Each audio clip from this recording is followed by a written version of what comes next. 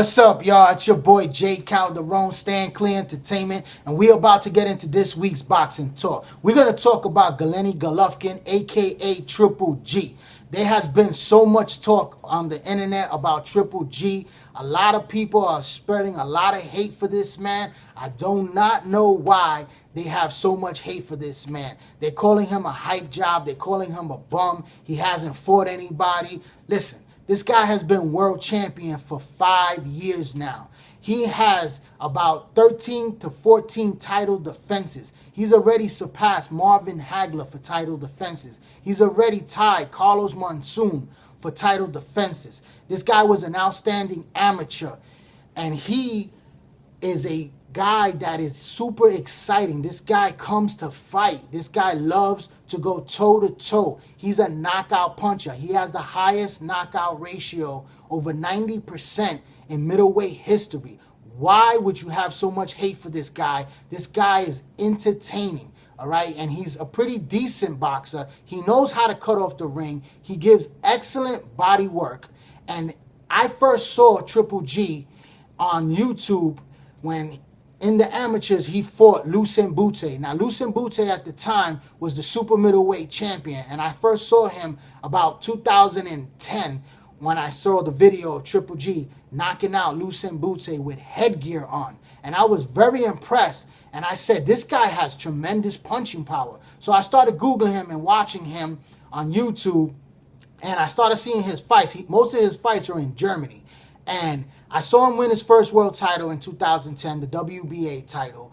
And then you guys got to see him come on the scene in 2012 on HBO. And since then, they've been pushing him really hard. And a lot of you guys are having a lot of hate for him because you saying he hasn't fought anybody. But he's fought guys like Martin Murray, a top 10 middleweight contender. He's fought guys like Matthew Macklin. He's fought guys that are durable fighters that are available to him. He hasn't fought the A-level fighters. He hasn't fought the top obsolete fighters in the division. A lot of these guys have avoided him. Guys like Peter Quillin, who was the middleweight champion at the time, did not fight him. He was talking about his manager setting up his deals, Al Heyman. Al Heyman is not letting Peter Quillin fight Triple G. Danny Jacobs, who holds a bogus secondary title, the WBA title, which really belongs to Triple G, is not fighting him. He's fighting Sergio Mora. That is a joke of a fight right there. Also, you have guys like Canelo Alvarez, who has sparred Triple G several times. He knows his power. He knows how he fights. Why hasn't Canelo decided to fight Triple G when they're both promoted by HBO? And it's an easy fight to make, and they know each other very well, but that fight has not been made.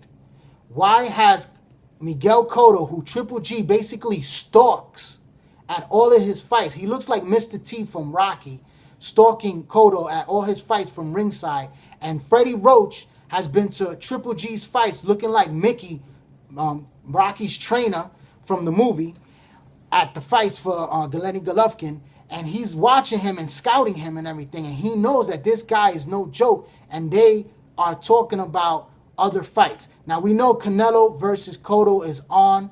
And that's a much bigger fight. It's a bigger payday fight. It's a much more attractive fight for the public. I'm all for that fight 100%. But the winner is supposed to face Triple G next, sometime next year. Early next year, hopefully. And nobody else. Why has Andy Lee, who is also a middleweight champion, instead of fighting a unification bout with Triple G, is fighting a guy named Billy Joe Sanders, which is a mandatory for Andy Lee, but could have been bypassed for a unification fight with Triple G. These guys that are in the middleweight division at 160 pounds, the same weight class as Triple G, do not want to fight Triple G. Now, Oscar De La Hoya of Golden Boy Promotions is in negotiations with Triple G's promoter for a fight possibly this year in the fall for Triple G to face David Lemieux. Now, David Lemieux is the newly crowned IBF middleweight champion, and that is a great fight. That is an all-action fight. These are two powerful punchers in the division that's going to give a highly entertaining fight.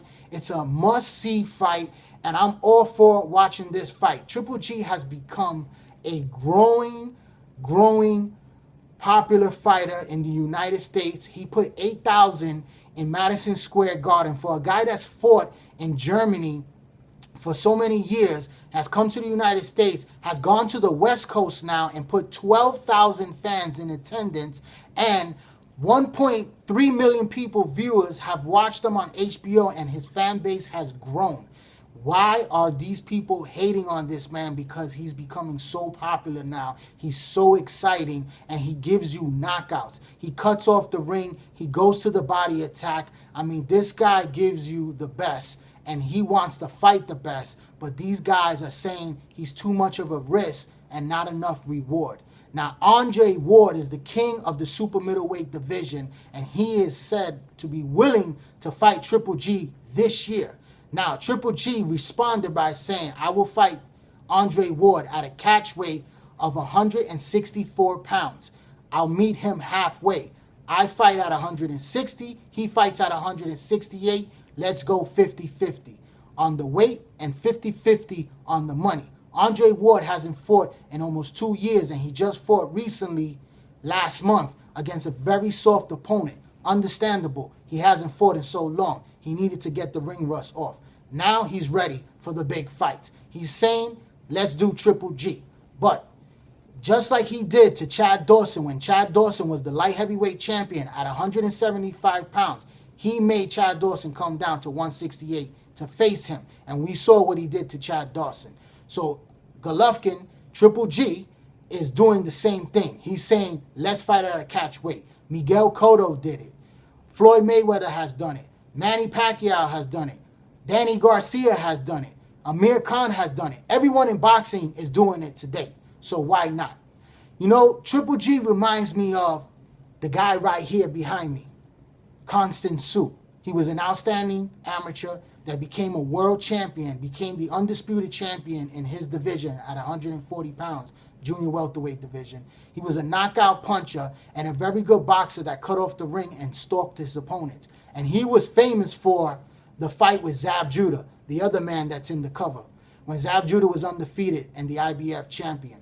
And he gave Zab Judah a second-round knockout and gave him the chicken dance. It was all over the internet. It was the funniest thing possible. But that's who Triple G reminds me of. This guy is a world champion, ladies and gentlemen. He's an exciting fighter. Stop the hate. If the Ward fight is going to happen, it's going to happen at a negotiation between these two fighters that they're going to agree on. And if it happens and Andre Ward beats him, Andre Ward is one of the best pound-for-pound fighters in the world. He wants to fight the best. Let him fight Canelo. Let him fight David Lemieux. Let him fight Andre Ward, Canelo Alvarez, and all the top fighters to really prove himself as not a hype job, but as the real deal in boxing. Also, this week, we're going to move on because I could talk about this all day. We're going to move on. This weekend, July 25th on HBO, we're going to have Sergey Kovalev, the light heavyweight champion, fighting against a guy from France by the name is Nabi Mohammedi. This guy is a tough, strong, light heavyweight with good punching power. He comes to fight. It should be an all-action fight. And tune in to HBO for this fight. Kovalev is one of the hottest guys in boxing. He's undefeated. He's a world champion.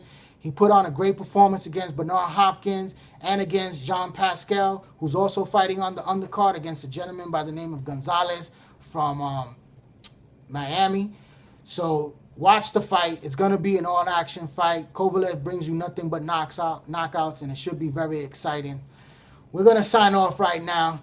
My name is Jay Calderon, Stand Clear Entertainment. Follow me on YouTube. Follow me on Instagram. Follow me on Facebook. Join my Facebook page. Subscribe to my YouTube channel, Jay Calderon Boxing Talk. I'm Jay Calderon, Stand Clear Entertainment. Thanks for watching.